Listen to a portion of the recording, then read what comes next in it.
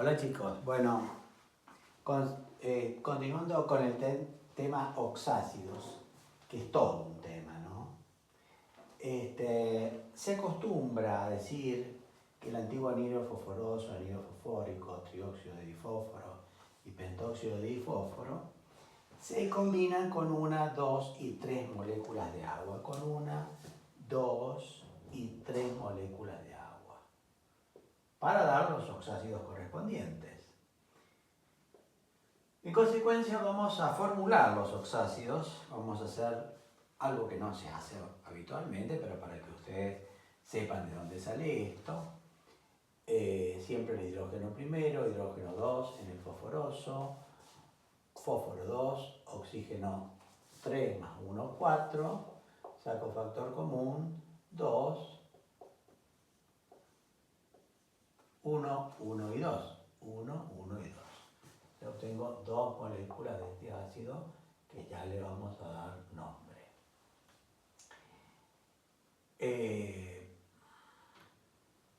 Vamos a escribir bien el símbolo. Acá tenemos 2 por 2, 4, fósforo 2, oxígeno 3 más 2, 5. Acá no puedo sacar factor común. En consecuencia, el ácido que obtengo es un ácido que tiene 4 hidrógenos. Y finalmente, acá tenemos 3 por 2, 6, 2 fósforos y 6 oxígenos. 3 oxígenos más 3, nos van a poner 3 más 1, 3 más 3, 6. Consecuencia tenemos factor común 3, 1, 3.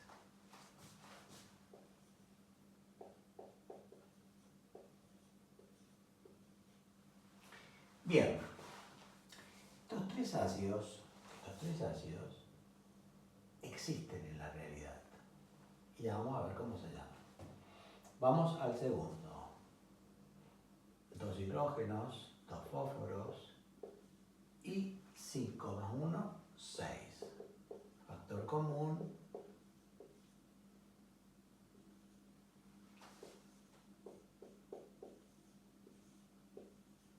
Acá abajo tenemos 2 por 2, 4, 2 fósforos, 5 más 2, 7. Y no puedo sacar factor común porque tengo un número. Entonces esto lo coloco directamente así. Ha sido muy conocido. Y ahora le vamos a dar el nombre correspondiente. Bueno, y acá tenemos 6, 2 y 5 oxígenos más 3 oxígenos, 8 oxígenos. Factor común 2, 3, 1 y 4. 3 hidrógenos, 1 fósforo y 4. Dos moléculas de este ácido tan conocido. Tenemos en total 6 ácidos, 6 oxácidos. Estoy remarcando la molécula, o sea, la menor porción de sustancia que existe en el estado libre. Y estos ácidos reciben nombre. Todos estos son ácidos fosforosos en la nomenclatura clásica. Este es el ácido fosforoso.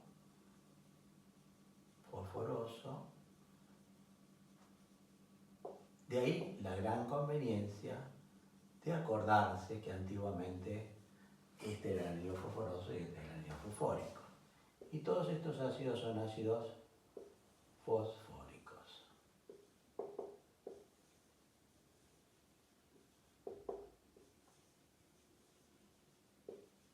Terminación ico, terminación oso. Pero para diferenciarlos, se coloca una partícula delante, meta, piro y orto. Meta, piro y orto. Vale decir, tengo el ácido metafosforoso, pirofosforoso, ortofosforoso. metafosfórico, pirofosfórico y ortofosfórico. Desde el punto de vista netamente formal, netamente teórico, acá se terminaría la clase y les diría, miren, estos son los 6 oxácidos del fósforo, existen, sí, vale decir, existen en la realidad, hay un recipiente que contiene ese ácido, pero evidentemente ustedes me van a preguntar, bueno, ¿y por qué una molécula de pentóxido de difósforo se combina con una, con dos o con tres moléculas de agua? Si yo lo coloco en presencia de agua, ¿cómo hace en realidad? Bueno, en realidad lo que ocurre es lo siguiente. Cuando una molécula, esto es la realidad, estas son todas obtenciones formales, pero la realidad es que cuando una molécula de trióxido de difósforo o cuando una molécula de pentóxido de difósforo se combinan con el agua, en ese momento se forma este ácido y este ácido. Y ustedes me van a preguntar, ¿pero cómo? En realidad, orto quiere decir el que científicamente es el recto, o sea, el correcto. O sea que cuando yo combino una molécula de anhídrido fosforoso con agua, obtengo este ácido. Y cuando coloco una molécula de anhídrido fosfórico, antiguamente, o pentóxido de difósforo, con agua, normalmente se combina con 3 moléculas de agua y forma una molécula de ácido ortofosfórico. Entonces, ¿qué pasa con el resto de los ácidos? ¿Cómo se obtienen? Bueno, estas dos obtenciones y estas dos obtenciones son obtenciones formales, son obtenciones teóricas. En realidad, tanto el ácido pirofosforoso y el metafosforoso son deshidrataciones parciales del ortofosforoso. Digamos, el problema viene así. Cuando el trióxido de difósforo se combina con agua, lo hace con 3 moléculas de agua y forma el ácido ortofosforoso. Por eso cuando yo digo ácido ortofosforoso y no indico si es meta, piro u orto, tengo que sobreentender que es el ortofosforoso. Cuando una molécula de pentóxido de difósforo se combina con agua, lo hace con 3 moléculas de agua y da el ácido ortofosfórico. Por eso cuando digo ácido fosfórico y no indico si es meta, piro u orto, tengo que sobreentender que es el ácido ortofosfórico. O sea que este es el ácido fosforoso y este es el ácido fosfórico. Ácido fosforoso y ácido fosfórico. El resto de los ácidos se obtienen en realidad por deshidratación parcial. Esta deshidratación parcial yo en este momento se las voy a escribir para que ustedes vean cómo en realidad, cómo una cosa es lo teórico, lo formal, otra cosa es lo real. En la realidad, una vez formado el ácido ortofosforoso, por acción del calor, puede perder una molécula de agua. Y si pierde una molécula de agua, tenemos hidrógeno 3 menos hidrógeno 2, hidrógeno. Fósforo, fósforo, oxígeno 3 menos 1, 2. ¿Y qué obtengo? El ácido metafosforoso. La deshidratación puede ocurrirle a 2 moléculas de ácido ortofosforoso. Y esa deshidratación, 2 por 3, 6, menos 2, 4. 2 fósforos, 2 fósforos. 2 por 3, 6, menos 1 oxígeno, 5. Y obtengo el ácido pirofosforoso. Esta es la realidad, chicos.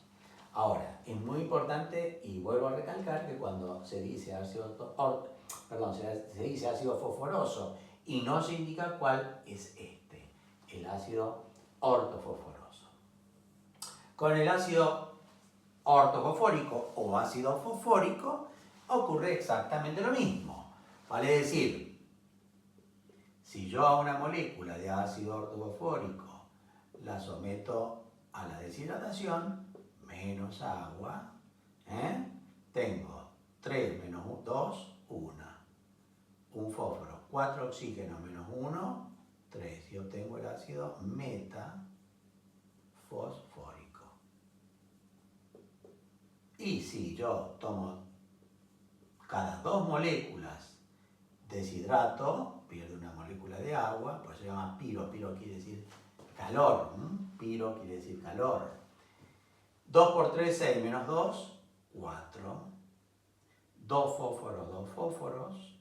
2 por 4, 8, menos 1, 7. Y tengo el ácido pirofosfórico. Luego, la realidad es que formalmente el anillo fosforoso puede hidratarse con 1, 2 y 3 moléculas de agua para dar el ácido meta, piro y ortofosforoso respectivamente. Y una molécula de pentóxido de difósforo se puede hidratar con 1, 2 y 3 moléculas de agua para dar 2 moléculas de metafosfórico, una de pirofosfórico y 2 moléculas de ácido ortofosfórico respectivamente. Eso es formal, eso es teórico, la realidad ahora. La realidad es que cuando una molécula de trióxido de difósforo se combina con agua, se combina con 3 moléculas de agua y da este ácido. Y cuando una molécula de pentóxido de difósforo se combina con agua, da este ácido, que es el ortofosfórico. Ahora, cuando esos ácidos sufren procesos de deshidratación, que yo se los he escrito al lado derecho del pizarrón, bueno, tenemos las formas meta y la forma piro. Esto es real, esto es formal. Muy bien, oxácidos del arsénico. Y a mí me resulta muy fácil, porque el arsénico da los mismos óxidos, ácidos del fósforo. Entonces, yo acá tacho fosforoso y tacho fosfórico. Acá escribo el trióxido de diarsénico,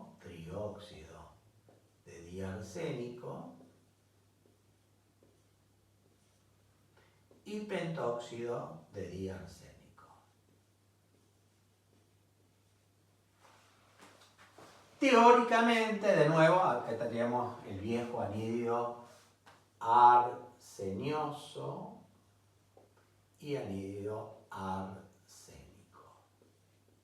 No vayan a decir que lo aprendieron acá, porque realmente la palabra anhidro ya no se usa. Trióxido de diarsénico, pentóxido de diarsénico. Y ahí, teóricamente, obtendríamos exactamente los mismos oxácidos que para el fósforo. Están en el mismo lugar, digamos, en la misma columna, en la misma familia, en la tabla periódica, que es el grupo 5A. Y obtendríamos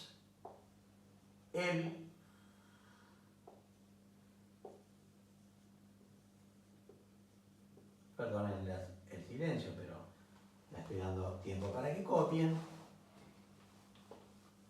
todos los oxácidos del arsénico, que serían el meta-arsenioso,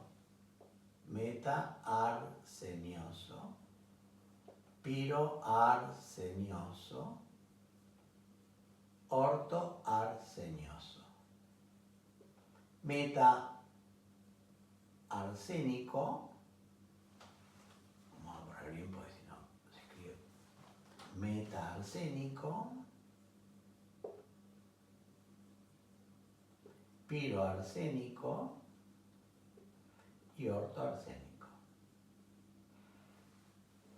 Teóricamente, estos ácidos existen. Teóricamente. Pero en la realidad, ahora les cuento qué ácidos existen realmente. Cuando yo hidrato el anhidro arsenioso, lo hace con 3 moléculas de agua, reacciona con 3 moléculas de agua y produce 2 moléculas de ácido ortoarsenioso. O sea que este es el ácido arsenioso. Vale decir, cuando yo digo ácido arsenioso y no me refiero a ninguno de ellos, estoy refiriéndome al ácido ortoarsenioso. Y este exactamente lo mismo. Cuando el pentóxido de difósforo se combina, da el ácido arsénico. Pero acá, a diferencia de lo que ocurre con el fósforo, acá hay ácidos que no existen y ácidos que sí existen. Por supuesto existe el ácido arsenioso, el ortoarsenioso y el ortoarsénico, que normalmente se llaman ácido arsenioso y ácido arsénico. Y también existe el metaarsenioso. El metaarsenioso resultaría de la deshidratación parcial. Si yo a este ácido le quito una molécula de agua por la acción del calor, puedo poner menos agua debajo de la línea de reacción también, debajo de la línea de reacción. Tengo un solo 3 menos 2, 1, un arsénico y 3 menos 1, 2. Y obtengo el ácido metaarsenioso. Y ustedes me van a decir, bueno, pero si existe el ácido arsenioso, el metaarsenioso y el ortoarsénico, ¿para qué nos da el resto de los ácidos que nos ha hecho escribir? Bueno, esto ya es hilando muy fino. Si bien es cierto que no existen los ácidos piroarsenioso, metaarsénico y piroarsénico, sí existen sus sales.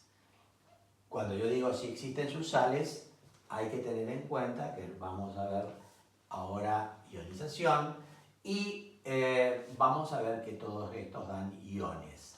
Entonces vamos a tener que saber que este es el anión, esto adelantándome un poco, ¿no? Este es el anión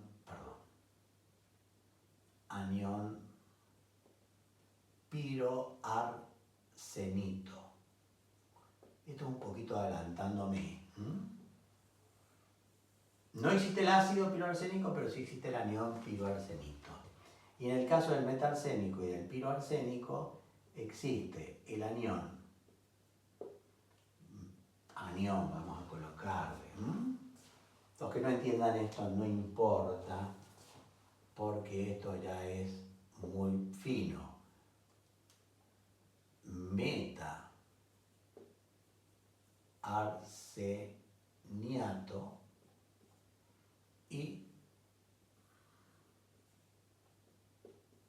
anión piroarseniato.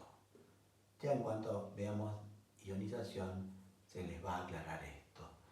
Es conveniente que lo tengan en cuenta, no lo preguntan generalmente.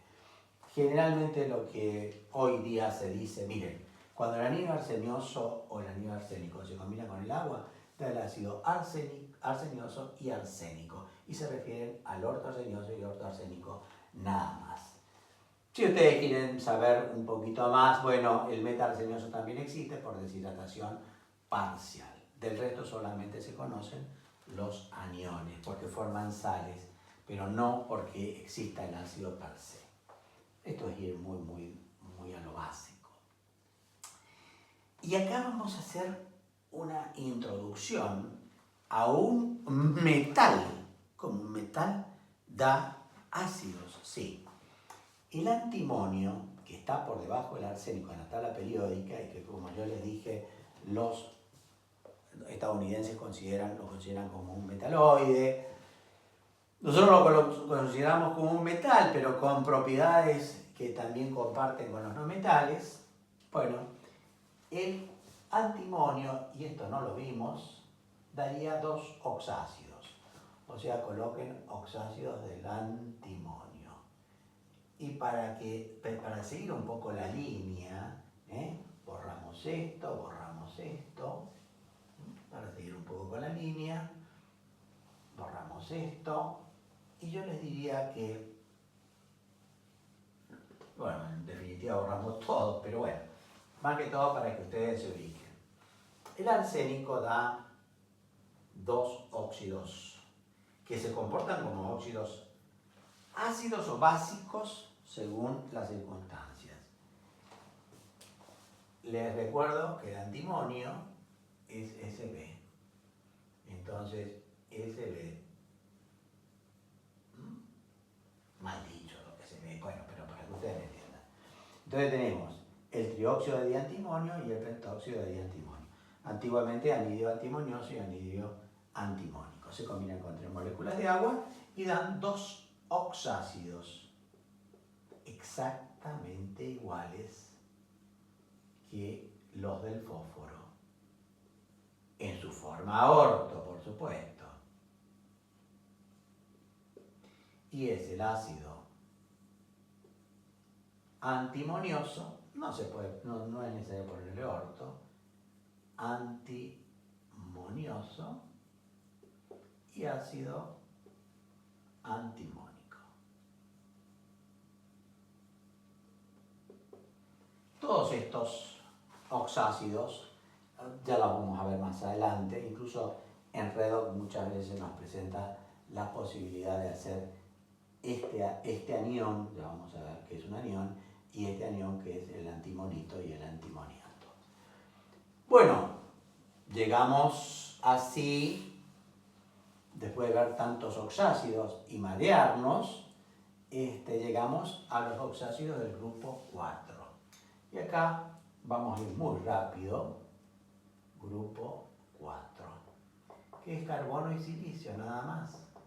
Entonces acá vamos a tener un oxácido que es de gran importancia, un ácido muy débil, ya vamos a ver, pero que tiene una gran importancia porque forma parte de nuestra fisiología.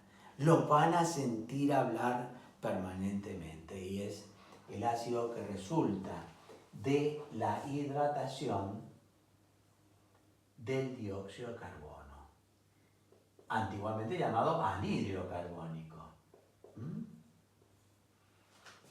Y acá es muy fácil, tenemos 2 hidrógenos, un carbono y 3 oxígenos. Y esto, chicos, es el ácido carbónico. En realidad, esta es una reacción que se presenta en forma de doble reacción, vale decir, esta reacción es una reacción reversible, muy desplazada, ya vamos a ver, hacia la izquierda. Y esto, en definitiva, en la sangre nosotros traemos ácido carbónico y cuando respiramos hacemos todo lo contrario a esto, vale decir, se descompone en dióxido de carbono y agua. Pero este ácido, así como les dije, miren, el ácido ortoantimonioso y ortoantimónico no son tan importantes, este ácido es de fundamental importancia. Hay que saberlo muy bien. Con respecto al silicio ocurre exactamente lo mismo. Y la bibliografía me dice que cuando el silicio se hidrata, normalmente lo hace con 4 moléculas de agua. Con 2 moléculas de agua. O sea que eso de orto, piro y meta es solamente, son prefijos, no indican la cantidad. Porque me van a decir, este ácido que usted llama ácido ortosilícico, ¿por qué lo ha hecho para actuar con 2 moléculas de agua si normalmente usted me dice que los ácidos orto eran con 3 moléculas de agua? No, lo que ocurre es que orto quiere decir el que es correcto, el que es. Cuando el anhídrido, el dióxido de silicio, se hidrata, forma este ácido. Reacciona con 2 moléculas de agua. Por eso a este ácido se le llama ácido silícico.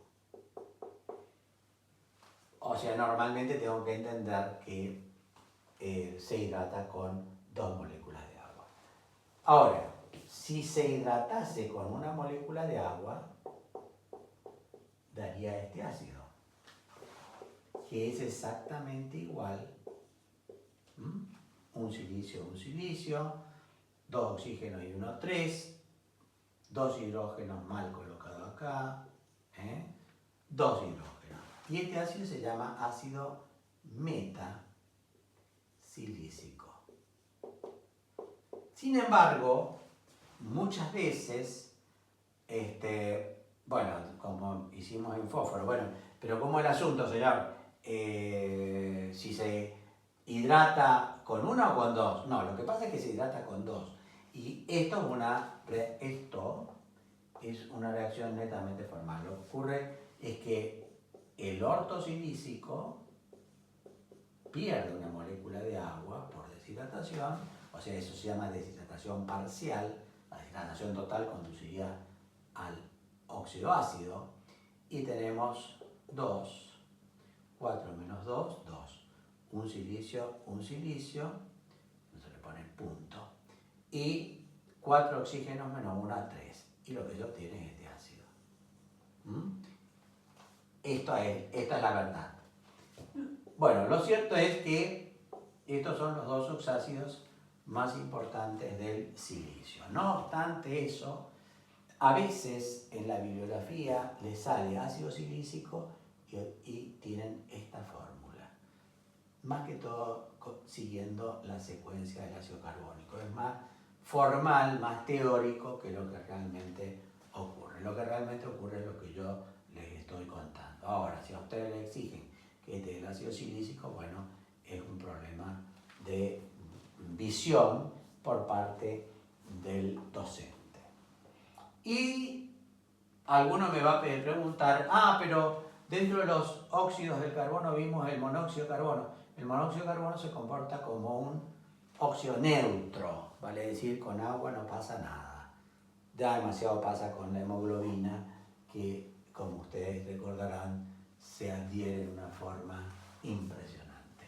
Bueno, chicos, llegamos finalmente al grupo 3, en donde tenemos un solo elemento, que es el boro. Y tenemos un solo óxido del boro, el óxido de boro 3 o trióxido de diboro, o óxido de boro. Normalmente se hidrata con 3 moléculas de agua, para dar un ácido muy famoso, que son 3 por 2, 6. 2 boros, 3 más 3, 6. Y como ya hemos hecho innumerable cantidad de veces, cuando los números son pares, esto pasa a ser 3, pasa a ser 1 y pasa a ser 3 multiplicado por 2. Entonces borramos esto y ponemos 2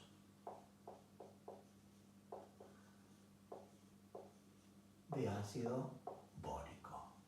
Muchos a este ácido también le llaman ácido ortobórico. Una solución de ácido ortobórico, o sea, de ácido bórico, cuando se utilizaban otro tipo de antisépticos, se usaba una solución diluida como un antiséptico que se usaba en la medicina a principios del siglo XX. Por eso tan importante este elemento que es el boro. También se puede plantear que el ácido bórico u ortobórico pierde una molécula de agua y forma este otro ácido. 3 menos 2, 1, 2, boro, oxígeno 3 menos 1, 2, y este sería el ácido metabórico. Cuando seguimos, digamos, fielmente, siempre agregamos una molécula de agua, si al trióxido de diboro le agrego una molécula de agua, no solamente obtengo este ácido, pero en realidad es el ácido bórico que pierde una molécula de agua, como hemos visto en ácidos anteriores, y forma el ácido metabórico. Bueno, chicos, hemos llegado al final de oxácidos, que realmente es todo una maratón, ¿no? Y al final de esta maratón llegamos a algo mucho más fácil, que es el capítulo de los diururos gaseosos. ¿Qué es esto de diururos gaseosos? Bueno, era la cuarta columnita que yo les había dado, en donde yo les decía, miren chicos, estos son los no metales. Flúor, cloro, bromo, yodo, oxígeno, azufre, selenio, nitrógeno, nitrógeno, fósforo, arsénico. Acá carbono, silicio y boro. Chicos, primero que todo, cuando los elementos del grupo 7 y 6 se combinan con el hidrógeno, porque el tema de hoy va a ser, inmediatamente pasamos a hidruros gaseosos.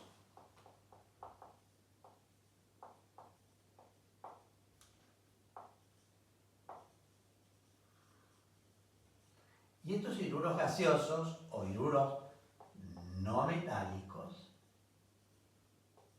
por definición, resultan de la reacción de un no metal más oxígeno, más hidrógeno. Y acá viene el problema. Vamos a obtener, como siempre, los hidruros del grupo 7. Y los hidruros del grupo 7 tenemos que partir de no metal, flúor, más hidrógeno. Ojo, estoy respetando las atomicidades. Cloro, más hidrógeno. Bromo, más hidrógeno. Y yodo, más hidrógeno.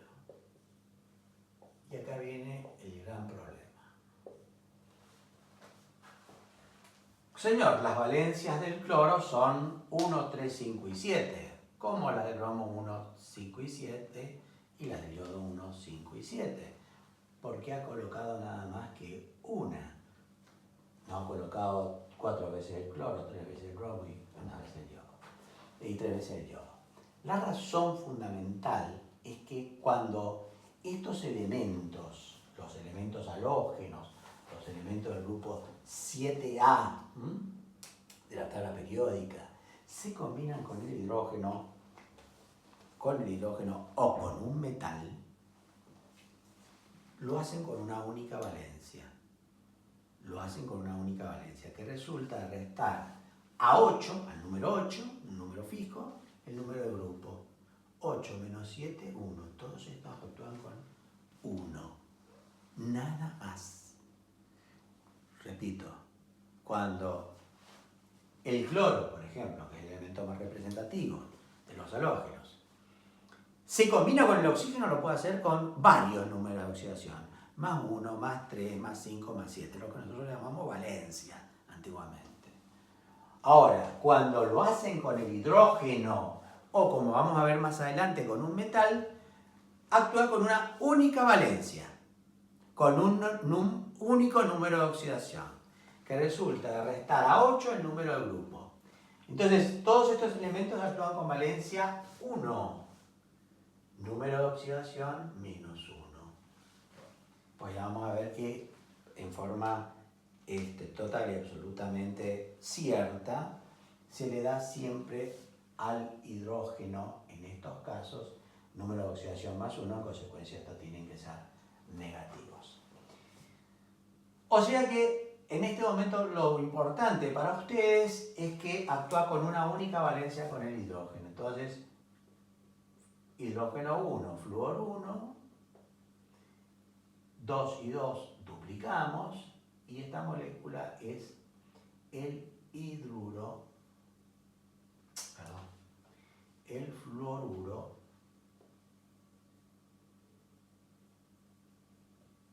de hidrógeno. Fluoruro de hidrógeno. Hidrógeno, cloro. Valencia 1, cloruro de hidrógeno.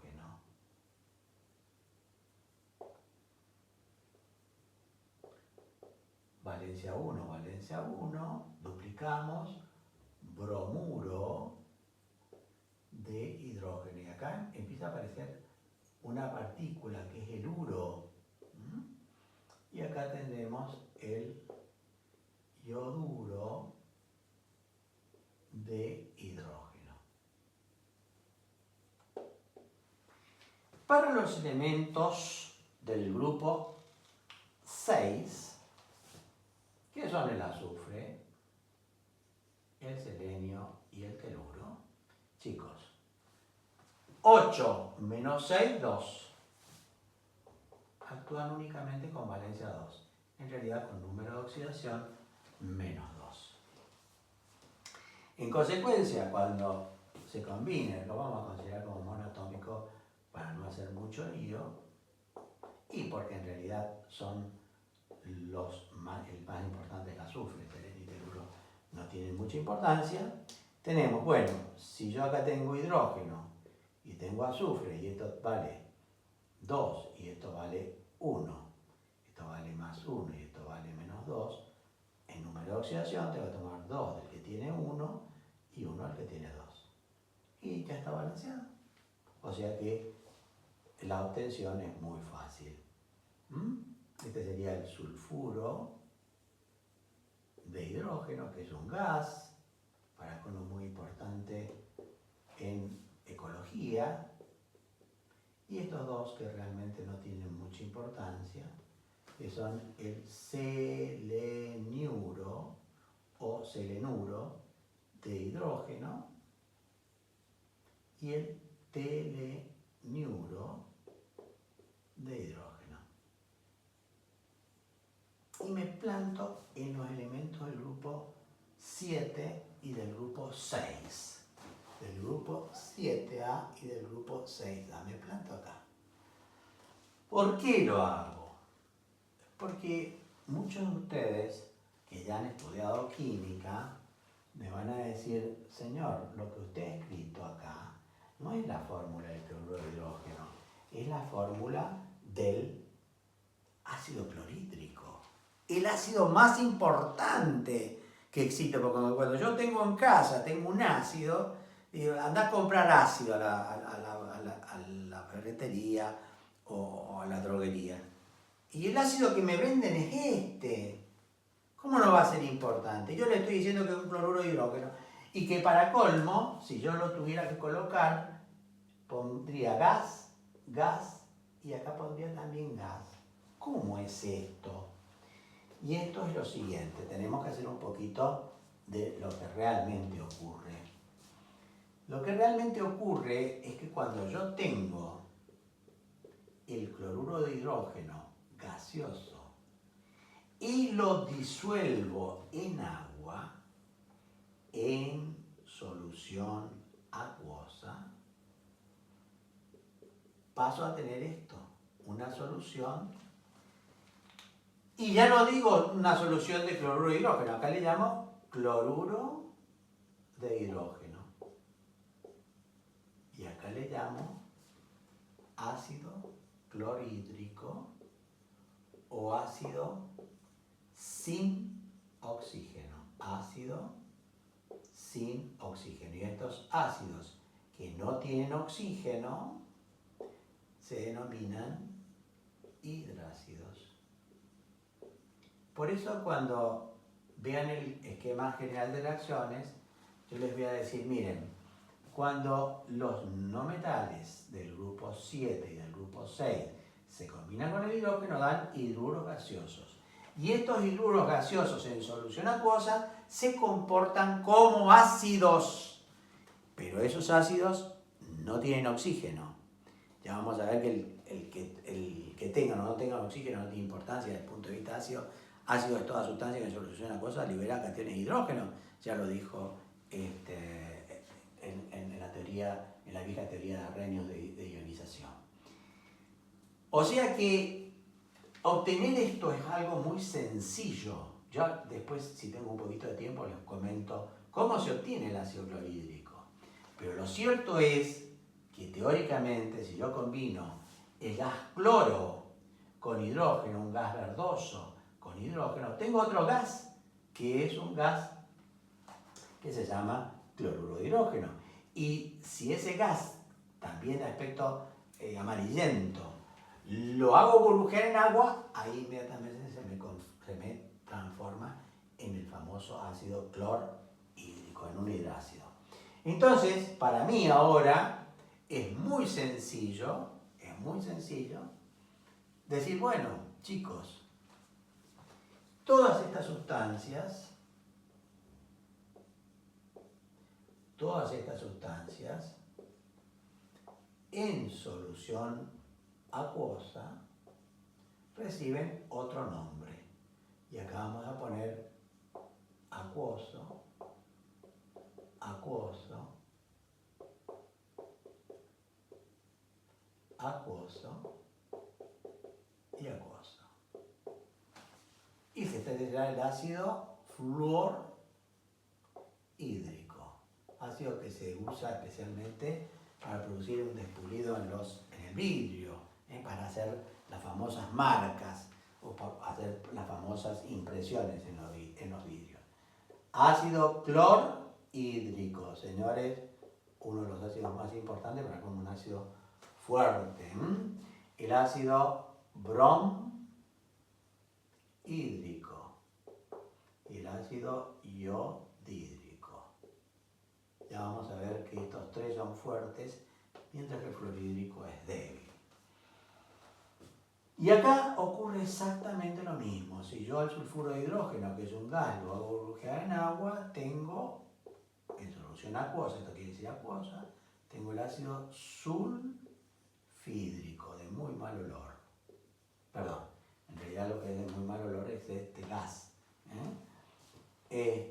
Ácido, bueno, y estos realmente son como para completar, pero en realidad los 5 grandes ácidos terminados en hídrico, los 5 hidrácidos, en solución acuosa, entonces forman los famosos hidrácidos o ácidos sin oxígeno. Y acá tendríamos el ácido selenhídrico y ácido telenhídrico. Por lejos, estos son los más importantes y muy rápido de acordar y muy rápido de memorizar. ¿De acuerdo? Y esos son los únicos hidruros gaseosos que me dan ácidos. ¿Por qué? Y porque después tenemos otros hidruros gaseosos, pero que no, en solución acuosa, no me van a dar ácidos. Les cuento más o menos cómo se obtiene el cloruro de hidrógeno, cómo se obtiene el ácido clorhídrico, como para distendernos un poquito y dejar un poquito de tanta teoría, ¿no es cierto? Porque esto realmente es muchísima teoría. Pero el ácido clorhídrico en realidad, en un recipiente donde existe sulfato de sodio,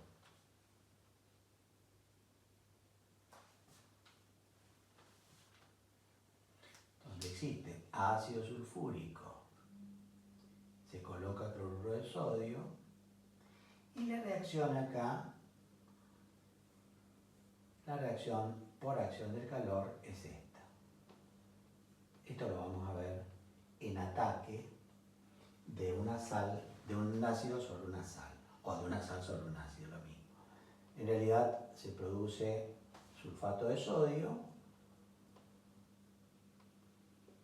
y por el calor el ácido clorhídrico. Se produce lo que se llama una metátesis. El sodio se cambia por el hidrógeno y el hidrógeno se cambia por el cloro. Y se forma este gas. Este gas, muy sintéticamente, se lo hace burbujear en agua.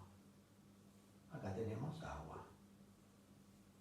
Entonces, esto que viene como gas acá, gas de color amarillento, que sube por acá, al burbujear en agua, se transforma en ácido clorhídrico. O sea que acá aparece el famoso ácido clorhídrico.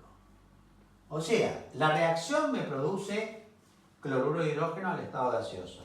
Y el cloruro de hidrógeno, al viajar por acá y burbujear en esta agua, la tiñe de color amarillento y forma el famoso ácido clorhídrico. O sea que fórmula de los hidruros gaseosos y fórmula de los hidrácidos en el grupo 7 y en el grupo 6 estamos hablando de exactamente lo mismo. vamos a ver los hidruros del grupo 5 y 4 y 3 para que ustedes ya tengan una idea más acabada. Voy a colocar en el grupo 5, voy a colocar también el antimonio. Entonces vamos a colocar nitrógeno, fósforo, arsénico, antimonio. Y estamos en hidruros gaseosos o hidruros no metálicos del grupo 5. Señor, ha colocado solamente un elemento y lo va a combinar con hidrógeno porque actúan con una sola valencia cada uno de estos. Fíjense cómo respeto permanentemente la atomicidad. Estos son del grupo 5. En consecuencia, 8 menos 5, 3. Para actuar con valencia 3, o sea, con número de oxidación menos 3. O sea que acá no vamos a tener el arsénico o el fósforo actuando con valencia 3 y 5. Lo vamos a tener nada más que con valencia 3. Número de oxidación menos 3. Por eso cuando hablamos de, por ejemplo, fósforo, decimos tiene número de oxidación menos 3 más 3 más 5. Esto cuando se combina con el oxígeno, menos 3 cuando se combina con el hidrógeno, este caso, o con un metal. Entonces, ojo, cuando metal y cuando hidrógeno, solamente con valencia 3, número de oxidación menos 3. Con el oxígeno dando dos óxidos ácidos, el trióxido de difósforo y el pentóxido de difósforo, antiguamente anhidro fosforoso y anhidro fosfórico. Estas sustancias, a diferencia de las que hemos visto anteriormente, del grupo 6 y del grupo 7, el hidrógeno lo coloco atrás. Fíjense, un detalle. Ya eso me hace presumir que estas sustancias no son ácidos. Se acostumbra a colocarlo atrás al hidrógeno. En consecuencia, digo, este tiene valencia 3 y este tiene valencia 1, tomo 3 del que tiene 1 y 1 del que tiene 3. Pero como acá estoy con 3 y acá con 2, duplico, 2 por 3, 6, 3 por 2, 6, 2 nitrógeno, 2 nitrógeno. Chicos, estamos en presencia de amoníaco. Amoníaco. Pero señor, ¿no sería hidruro de nitrógeno? Nadie en el mundo lo conoce como hidruro de nitrógeno. Todos lo conocemos como amoníaco. Y esa es la única nomenclatura que ustedes se tienen que acordar. Y esta sustancia cuando se disuelve en agua, como vimos cuando vimos hidróxidos, formación de hidróxido, no forma un ácido, sino que muy por el contrario forma una base muy débil, que es el hidróxido de amonio. O sustancias como esta, fósforo. De nuevo, todos estos se escriben exactamente igual. 3 el que tiene 1, 1 el que tiene 3. Acá tengo que respetar un poquito lo que es atomicidad. Al duplicar tengo 2 por 3, 6. 3 por 2, 6. Y tengo que tener en cuenta, fíjense, que tengo 4 fósforos. Entonces no puedo hacer esto. Tengo que respetar el 4 del fósforo. Tengo que tener 4. 4 por 3, 12, 4. 4 fósforos, 4 fósforos. 4 por 3, 12 hidrógeno, tengo que tomar 6 hidrógenos, si lo quiero hacer bien. Y esta sustancia se llama fosfamina o fosfina. Con el arsénico exactamente lo mismo. 3, tomo 3 que tiene 1, 1 que tiene 3. Como tengo entonces acá duplico, 2 por 3, 6. 3 por 2, 6. 2 arsénicos, 2 arsénicos. Y con el antimonio exactamente lo mismo. Exactamente lo mismo. Y tengo estas sustancias que las tienen que saber. Y con estos nombres. Esta sustancia se llama arsenamina o arsina. Y esta sustancia se llama estibamina. No sería arsenamina, no. Estibamina porque viene del antimonio, del stibbium. Estibamina o es divina. Chicos, esto es lo único que tienen que saber, pero saberlo bien. Y que estas sustancias no forman hidrácidos. Después los del grupo 4, carbono, con el hidrógeno, y lo voy a colocar así, van a tener una sustancia que en química orgánica vamos a estudiar como hidrocarburos. Por supuesto que yo lo puedo hacer esto así, directamente tomar uno el que tiene 4, el que tiene 1, uno el que tiene 4 e igualarlo así. Esto no es real. Esta sustancia recibe el nombre de metano.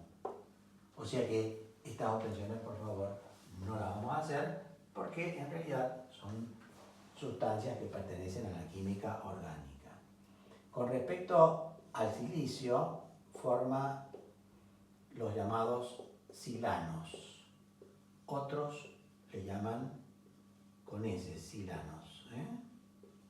Y en general estas sustancias son polímeros, vale decir, para formar una molécula están formadas por varias unidades de esta fórmula que yo le doy acá. Esto es carbono y silicio. Señor, pedido muy rápido. Sin importancia, chicos. Y el boro da un hidruro que tendría que ser así. Tomo otro el que tiene 1 y uno el que tiene 3. Pero esta sustancia se comporta, ya van a ver desde el punto de vista electrónico, se comporta con una reducción del octeto, en consecuencia me va a dar un dímero que va a ser 2 y 6 y se llama borano. También algunos le llaman diborano. ¿Es importante esto? Yo les diría que esto no es importante. Perdón. Ya vamos a ver hidrocarburos y vamos a tardar 2 o 3 clases en ver hidrocarburos. Es muy importante, pero esto pertenece a la química orgánica. Y estas dos sustancias, si se acuerdan bien, si no se acuerdan también.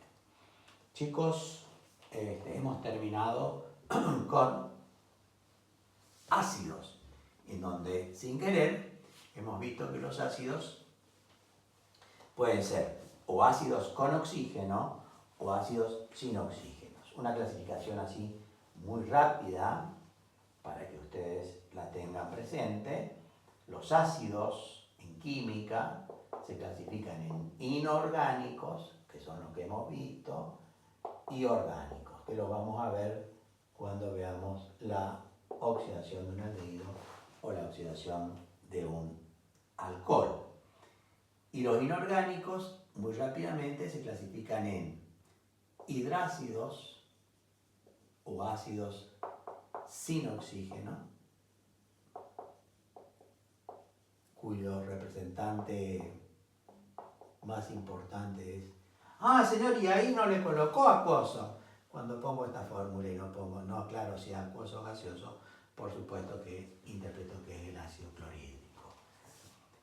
Y los oxácidos, que tanto trabajo nos han dado, ácidos con oxígeno, de los cuales el más representativo es el ácido sulfúrico, con oxígeno. Y los orgánicos ya vamos a ver que el más importante de los orgánicos, bueno, el más importante, el que más se conoce, el ácido acético, ácido etanoico, pero esto es otro tema. Y viene ahora un tema, esta es una clasificación que siempre se las voy a hacer para recordarles fundamentalmente que los ácidos inorgánicos pueden ser con oxígeno, oxácidos y sin oxígeno. ¿Y sin oxígeno cuáles son? Fluorhídrico, clorhídrico, bromhídrico, iodídrico, sulfídrico. Y si ustedes quieren selenhídrico y telenhídrico. Todos esos ácidos son ácidos fuertes, menos el fluorhídrico y el sulfídrico, que son ácidos débiles. Especialmente el sulfídrico ha sido muy débil.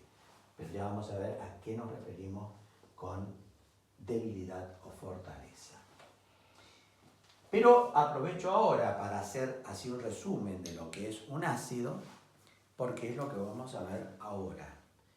Primero que todo, todos los ácidos tienen sabor agrio.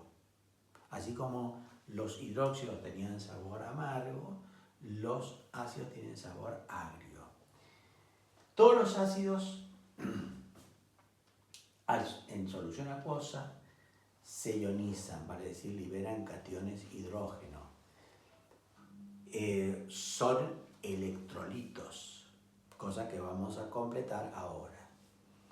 Todos los ácidos, al ser electrolitos, conducen la corriente eléctrica. Y finalmente, también como los hidróxidos, colorean los indicadores. El papel de tornasol, si lo pongo en presencia de hidróxido de sodio, es azul. Si lo pongo en presencia de un ácido clorhídrico, o se torna rojo. Entonces, volvamos al esquema que les había contado en la clase pasada de indicadores. Papel de tornasol, ácido, rojo. Base, azul. Eleantina es amarilla en medio ácido, roja en medio ácido, amarilla en medio básico. Y finalmente, fenolftaleína en medio ácido decolora, es incolora, mientras que en medio básico es rosada.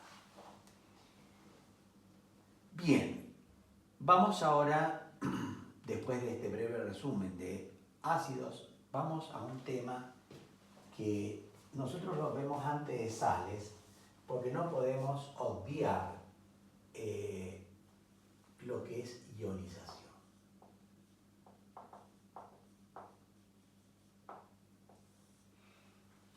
Existen dos tipos de sustancias, básicamente en la química, y yo se las voy a hacer muy resumida. Existiría una sustancia como el cloruro de sodio, y existiría una sustancia, todavía no lo hemos visto una sal, existiría una sustancia como la glucosa. Ya Faraday,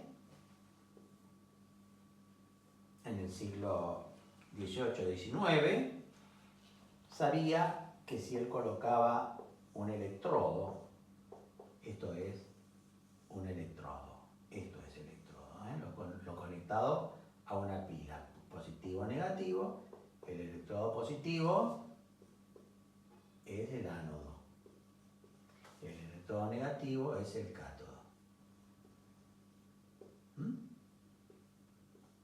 Entonces, ya él sabía que si yo disolvía cloruro de sodio en agua, inmediatamente, si yo acá tengo un aparato capaz de medirme la corriente eléctrica, un galvanómetro, inmediatamente se producía la electrólisis.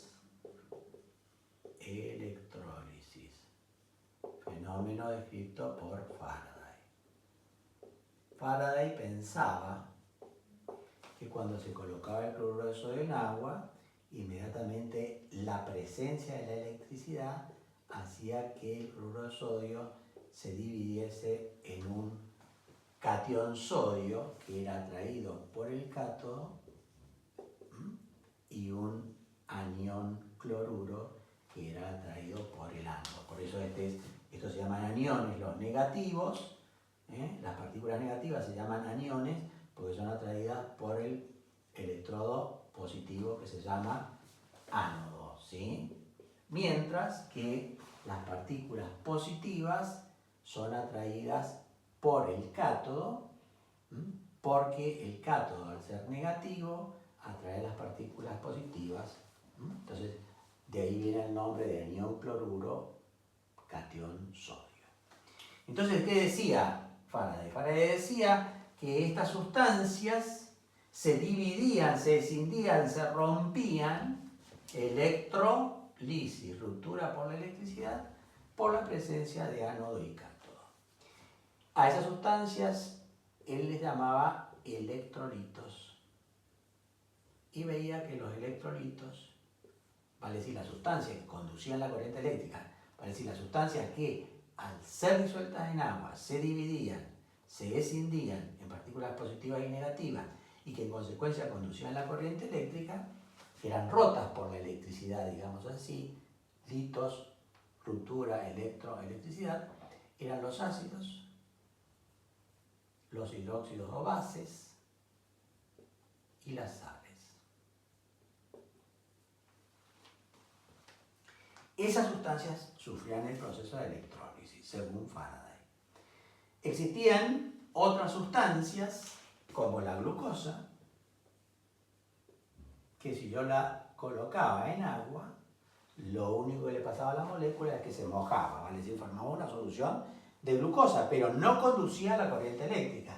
No le pasa nada a la molécula cuando la disuelvo en agua. En consecuencia, estas sustancias eran los no electrolitos.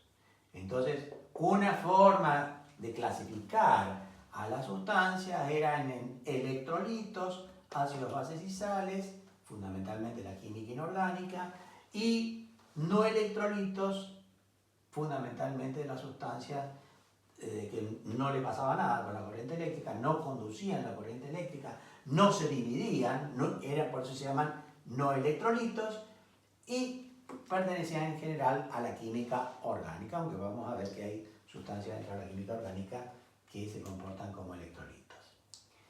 Pero, en contra de lo que decía Faraday, apareció en el siglo XIX un señor, ahora sí le vamos a colocar el nombre, a la ionización vamos a ponerle Arrhenius. Apareció un señor que se llamaba Arrhenius, un científico muy joven, que estudiando las propiedades coligativas, no me voy a meter mucho en este problema porque vamos a perder mucho tiempo, estudiando las propiedades coligativas de las sustancias, vale decir, las propiedades que dependían de la concentración, él dijo, miren, los electrolitos, los viejos electrolitos de Faraday, no es necesaria la presencia de corriente eléctrica. Vamos a borrar esto. Yo cuando coloco el cloruro de sodio en agua, es el agua la que produce la escisión en catión sodio y anión cloruro.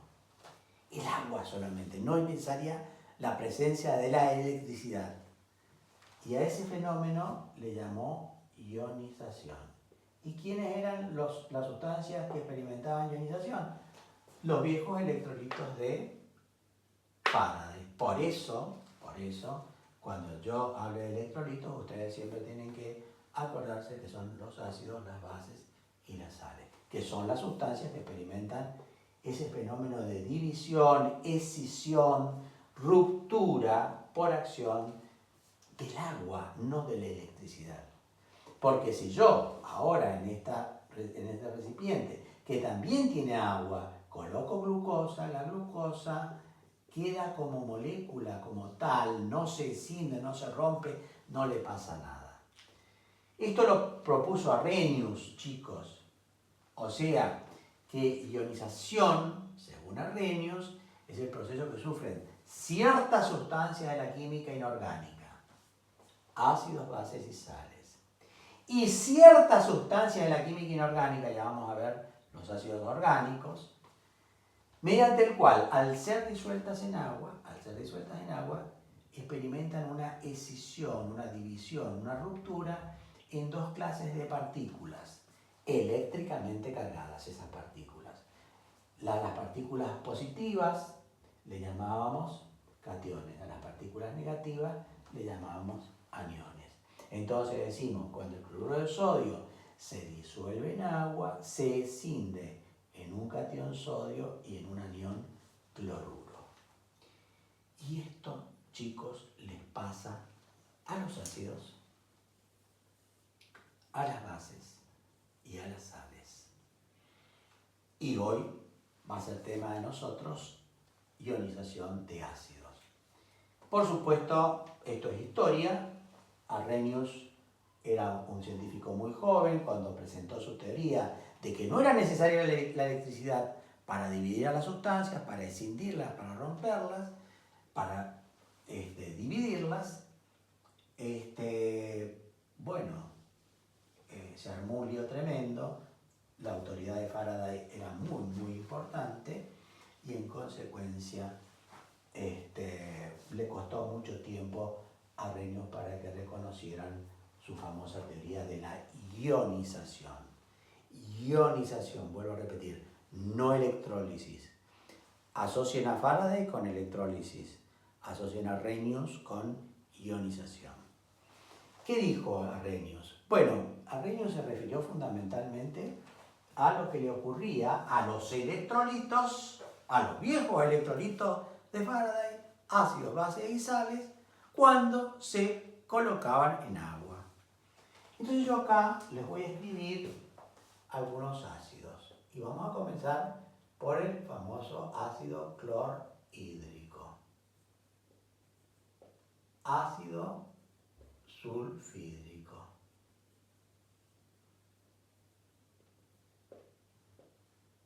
ácido, y ahora vamos a pasar a un oxácido, ácido nitroso. Y ya que ponemos el ácido nitroso, ácido nítrico. Y ya que ponemos el ácido nítrico, ponemos el ácido sulfúrico.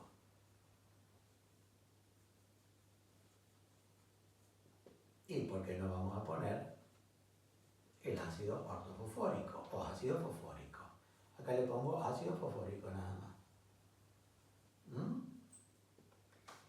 ¿Y por qué no vamos a colocar una sustancia como esta, que es un ácido orgánico, que es el famoso ácido acético?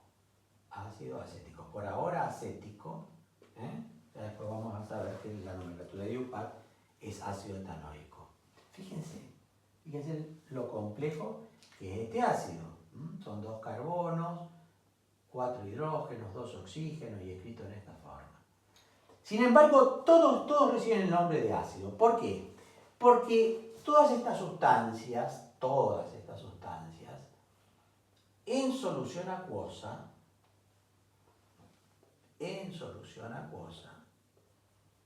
experimentan una división de su molécula, una escisión de su molécula, una ruptura de su molécula, exactamente por acá.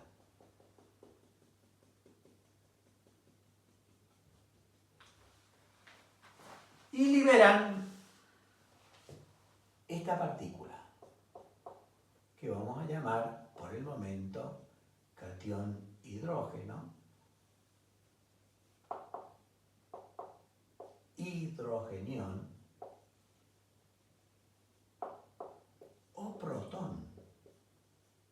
Ya vamos a ver que hay una segunda teoría de la ionización, que es la teoría de Bronsted y Lori, que justamente no acepta, fue una modificación a la ionización de Arrhenius, justamente porque lo que proponía Arrhenius era que lo que liberaba el ácido clorhídrico cuando se escindía, cuando se disolvía en agua, era un catión hidrógeno más, si esto es una partícula negativa, es positiva, esta es una partícula negativa. ¿Y cómo se iba a llamar esa partícula negativa? Se va a llamar anión cloruro, pero no quiero distraerme mucho en esto, quiero volver a esto para que ustedes entiendan. Un átomo de hidrógeno es esto, es un protón más un electrón. El 86% de los átomos de hidrógeno están formados en esta forma. Si el átomo de hidrógeno pierde un electrón, ojo, átomo, no molécula, si el átomo de hidrógeno pierde una molécula, pierde un electrón, si pierde un electrón queda esto. Por eso esto se llama catión hidrógeno, hidrogenión o protón. Si libera un catión hidrógeno, la partícula que va a aceptar ese electrón que pierde el hidrógeno lo acepta el cloro. Y el cloro pasa a anión cloruro. Y acá viene toda una secuencia, por eso es muy importante. Una cosa es el ácido, otra cosa es el anión y la sal a que va a dar origen el anión. Si el ácido termina en en hídrico, ácido clorhídrico, vamos a poner directamente la partícula hídrico porque si no va a ser muy larga. Si el ácido termina en hídrico, el anión va a terminar en uro. Y la sal también va a terminar en uro. De ahí cloruro de sodio. Si el ácido, hasta ahí llegamos.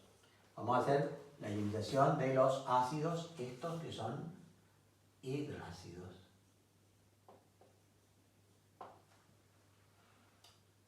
Dos cationes de hidrógeno más un anión. Si acá tenemos dos positivas, va a ser dos negativas y tendremos el anión sulfuro. Entonces decimos, cuando el ácido sulfídrico se ioniza en su totalidad, lo hacen dos cationes de hidrógeno más un anión sulfuro, hídrico, uro. Y acá hay una cosa muy interesante que yo siempre se las aclaro. Este dos cationes de hidrógeno se tiene que poner siempre así. No es lo mismo a ponerlo así, que es una barbaridad. Esto es una barbaridad y esto ya es una super barbaridad. Esto está mal y esto está mal. Tengo que colocarlo así. Por el contrario, cuando yo coloco el sulfuro, puedo colocarlo así, menos 2 o 2 menos. Esto es lo que se está estilando en este momento. O lo puedo colocar, antiguamente se colocaban dos rayitas negativas. Dos rayitas negativas. Entonces antiguamente poníamos dos cationes de hidrógeno más el anión sulfuro. Todo esto es correcto. Esto no lo van a encontrar prácticamente en la literatura moderna, pero lo que hago más hincapié es en decir, bueno, el ácido sulfídrico cuando se ioniza, lo hacen dos cationes de hidrógeno más un anión sulfuro. Vamos ahora a los ácidos, a los oxácidos. Oxoácidos, pues tienen oxígeno. Se rompen en dos partículas. El ácido nitroso se rompe en un catión hidrógeno más un nitrógeno unido a dos hidrógenos que forman un todo, porque ya vamos a ver que es una unión de tipo covalente muy fuerte. Y este todo va a tener tantas cargas negativas como hidrógenos tiene el ácido del cual proviene. Entonces acá vamos a obtener una carga negativa. ¿Y cómo le vamos a llamar? Bueno, el ácido nitroso, oso, cuando se ioniza lo hace en un catión hidrógeno más, perdón, lo habíamos hecho, más un anión nitrito. Oso pasa a ito. Ojo, porque esta nomenclatura está aceptada por IUPAC. Incluso se maneja con esta nomenclatura. Anión nitrito. Ácido nitroso se ioniza en un catión hidrógeno más un anión nitrito. Y todo el anión, el nitrógeno con los dos oxígenos, actúa como si fuera un solo elemento con una carga negativa. El ácido nítrico se ioniza en un catión hidrógeno más ICO. Cuando el ácido termina en ICO, el anión va a terminar en ato. Y la sal va a terminar en ato. Entonces vamos a tener un anión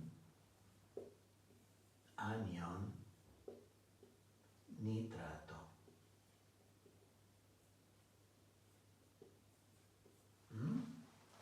El ácido sulfúrico se va a ionizar en dos cationes de hidrógeno, ojo, lo mismo que les dije recién, más todo lo que resta del ácido, al azufre con los 4 oxígenos, que va a actuar como un todo con carga menos 2, y va a ser, o 2 menos, y va a ser el anión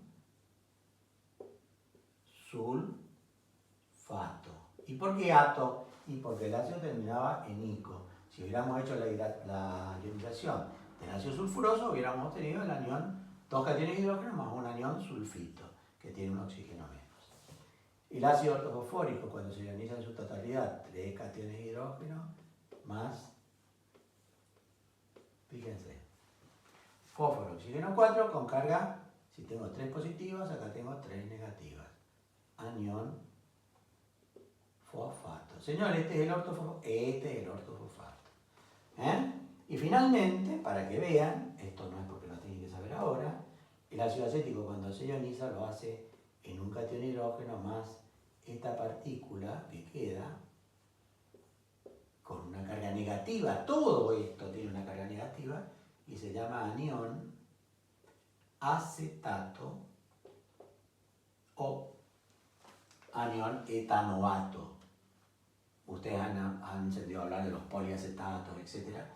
Son todos compuestos orgánicos polímeros de esta sustancia. Chicos, esto es ionización de ácidos, pero después de ver hidrácidos, de ver oxácidos y de ver ácidos orgánicos, un ejemplo, vemos que todos tienen en común algo, y ese algo es que cuando se ionizan liberan cationes hidrógenos al medio acuoso, porque esto es en solución acuosa. Entonces, Arrhenius aprovechó esa oportunidad para definir, en base a su teoría de ionización, lo que era un ácido. Ácido es toda sustancia que en solución acuosa libera cationes de hidrógenos, hidrogeniones o protones, pero lo que se dice generalmente es catión hidrógeno. Independientemente de la forma del ácido, de la nomenclatura, cómo está conformado el ácido, para ser ácido tiene que tener esta característica. Después ya vamos a ver que la existencia del protón solamente en el medio acuoso no convenció a determinados autores de mediados del siglo XX y propusieron otra teoría de ionización que es el catión hidrógeno cabaleando, digamos, sobre una molécula de agua, formando el famoso catión hidronio. Entonces vamos a tener otra definición de ácidos, mediante el cual vamos a decir, de acuerdo a la teoría de Bronsted-Lowry, que los ácidos son sustancias dadoras de hidrógeno, dadoras de catión hidrógeno, porque ese catión hidrógeno al combinarse con el agua forma un catión hidronio. Lo vamos a ver después. Momentáneamente, ácido, en base a la teoría de ionización de Arrhenius, es toda sustancia que en solución acuosa libera cationes hidrógeno. Chicos, estamos muy avanzados en la hora, se va a hacer muy tedioso esto, pero en la próxima clase vamos a continuar con ionización parcial de ácidos y ionización de hidróxidos, para entrar ya de pleno en sales. Como ustedes ven, y esto es la charla siempre que le hago al final, cada vez se complica más, pero tienen que saber que la complicación es parte del aprendizaje. Y ese aprendizaje, como siempre les digo, los ayuda a crecer. Se les van a presentar muchísimas dudas, me las consultan, pero no se pueden quedar con dudas en estos temas que son troncales. Señor, pero mire que a mí me enseñaron con ácidos, oxácidos, me enseñaron con el método de los aniones, entonces yo me tenía que aprender que era el anión sulfato. Entonces me decían, miren, si el sulfato tiene 2 cargas, esto me lo tengo que aprender de memoria. Tiene 2 cargas negativas, le sumo 2 cationes hidrógenos y obtengo una molécula de ácido sulfúrico. Es esto exactamente al revés. Porque una forma de obtener el ácido en forma, digamos, formal, en forma teórica, es el anión más tantos cationes hidrógenos como cargas negativas tenga el anión. Entonces, hay toda una lista que yo les voy a entregar de aniones y cationes que ustedes se tienen que aprender de memoria. ¿Por qué? Y porque no pueden andar sacando el óxido ácido para sacar el ácido, el oxácido y posteriormente ionizarlo. Yo tengo que saber escribir el ácido sulfúrico. Me tengo que acordar de esto. Es conveniente. Muchas gracias.